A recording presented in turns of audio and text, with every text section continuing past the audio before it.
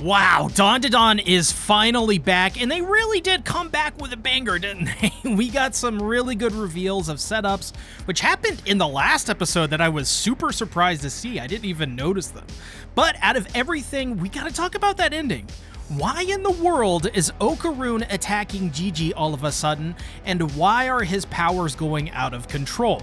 This doesn't make much sense, so let's dive into the episode and break it down bit by bit. Let's get Sea Tactics to 122,000 subscribers. Get this video to 500 likes. Let's get 25 new subs on this video, or else I'll knee you in the face like Momo did to that gooner. So first of all, we should jump into the gator scene, as I'm calling it. You often see the arguments on the internet for and against these types of scenes in anime in general. After all, Momo is a pretty young girl, and the Keto family are very old mama's boys. But I actually think this scene in the anime did pretty well in showing that these child predators are incompetent and cowards, showing that luck is not on their side, but is on Momo's.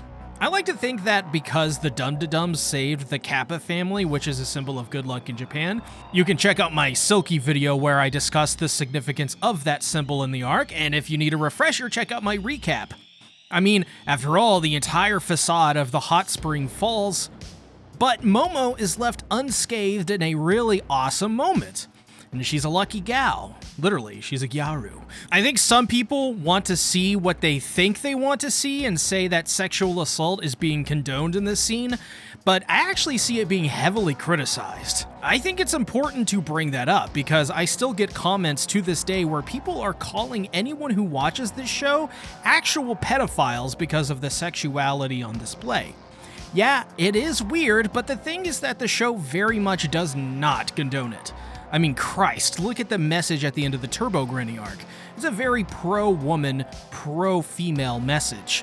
Case in point, it is revealed that Turbo Granny, the spirit that was trying to soothe the souls of murdered women and protect young women from sexual assault, was the one to save Momo. But yeah, I guess we're all just a bunch of sexual deviants or something. So after the Keto family gooners are chased away, running naked through the streets to be sent to hopefully prison, Turbo Granny informs Momo of two things. One, that this vessel, meaning her cat toy body, was acting on its own accord. This is another hint of Granny's tendency to come off as a bit of a tsundere when other characters seem to imply that she has a heart of gold. I think this is because she wants to come off as evil, ruthless, and ugly, or big because she was bested by a bunch of kids.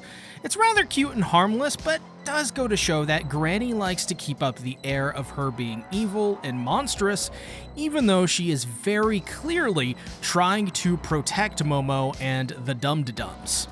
2. The second is that Granny is able to sense what Momo cannot. Gigi's house is soaked in human blood and is a site for great evil. A great evil indeed. His house is filled with hags. Turns out these old-ass women are the reason Gigi hasn't lost his home and is actually paying for the rent. And while they keep talking about how they're these gentle and warm-hearted folk, in reality they are at best gluttonous, which, I don't know, isn't that like a sin or something? Just like how gloating is too?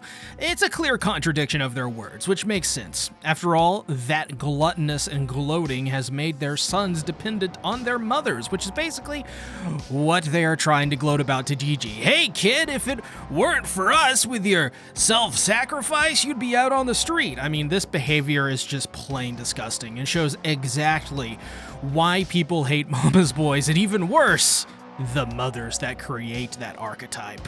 This is when another ugly personality flaw is shown. They are very controlling of Gigi and Okaru not wanting any spirit mediums around, which sets up the conflict later for Momo and Granny. I'd imagine these old biddies would likely get jealous over someone as young, nice, and especially pretty as Momo is hanging around their boys.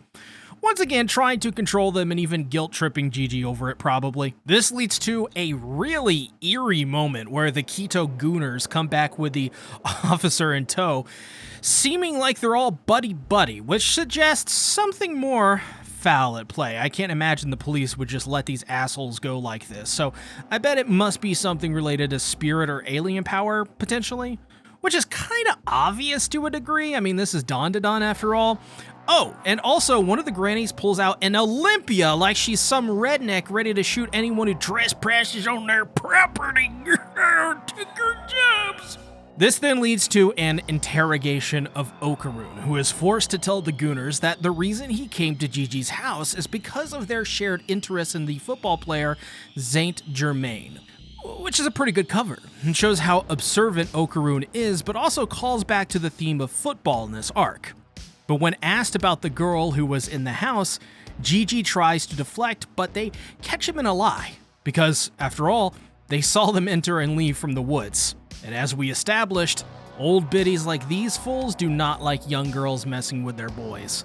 Wouldn't want them to leave the roost after all. Real quick, if you're caught up to the manga, check out my Dandadan channel called Hey It's Me C, where I cover new chapters of Dandadan every single week. Speaking of, we get to see what Momo and Granny are up to as they go to meet an inspiring bootuber who works at a shrine for the Tsuchinoko, which, as he puts it, a dragon flying through the skies, which casts a rainbow and the wrath of the mountain will swallow up the village, something along those lines.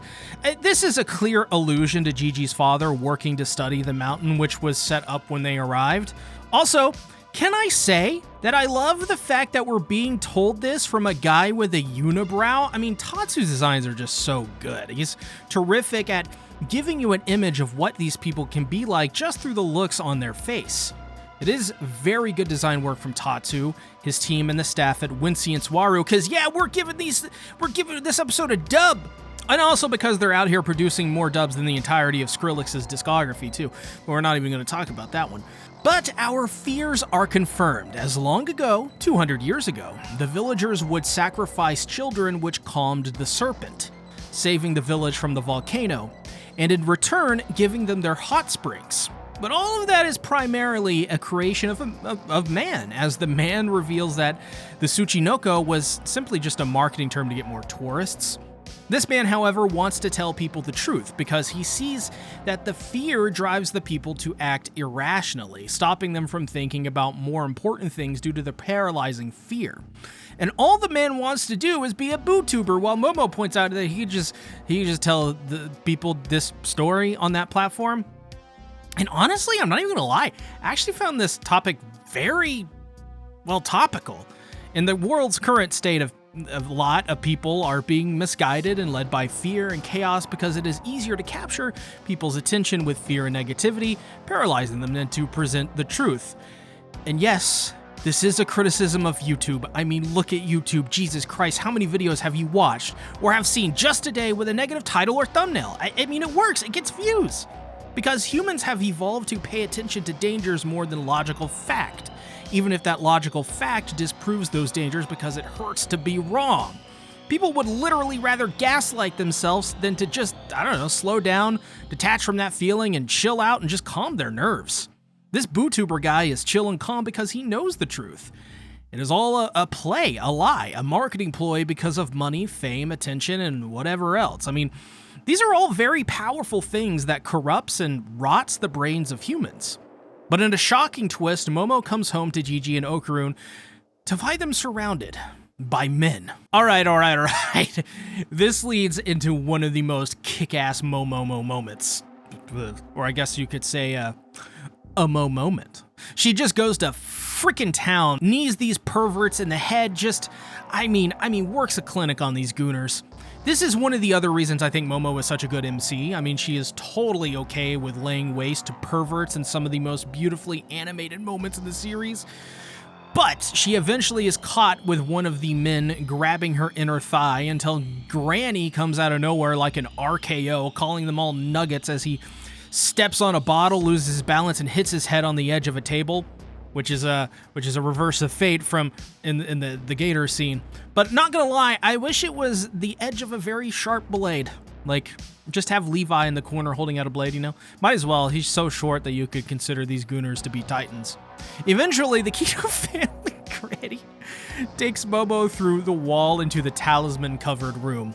And this moment was hilarious because Momo questions how an old lady like her could be so sturdy and strong despite, I don't know, being old. So Granny points out that it's not too crazy because, yeah, Seiko Ayase is one of those old biddies. I got such a good chuckle out of that because it is Tatsu really honestly laughing at his own story that he created, showing a bit of levity in the situation, and also that he's not taking the series mega seriously, right? But the big reveal of this arc is that the Kito family are renting out this home because it is in reality an altar they've been using to sacrifice people to the serpent for 200 years now. This leads to some of the best animation of the series so far, and I am so jealous that I didn't get to see this in theaters. Like, damn, I hate being a broke bitch, guys. I hate doing it. Damn you all. But yeah, the Kito family for 200 years has been feeding through a giant underground altar a Mongolian death worm, which was set up in the previous episodes. This is so brilliant. And if this episode so far has been nothing but Wincience Waru, then they just became the legendary Super Saiyan Wincience Waru. God, I'm so redundant with these names. All of this was just so well done. That's the point. I love the design of the death worm as well. I love how vast this entire underground altar seemed. And then the serpent wrapping itself around the houses too was just, it just looks really good. It really does make you wonder why the few people on Twitter complain about this animation and art. Like, I mean, this looks really good to me. I also love the designs of Okarun and Gigi being beaten up, especially Gigi, who I think will always look good no matter what. Whether it is being a slinky little fellow or a beaten up baddie, Gigi could make a banana outfit look in style. So Gigi has the bright idea of hiding from the death worm inside what is left of the house. This, however, leads to a very dramatic moment. Okarun begins to transform and attack Gigi.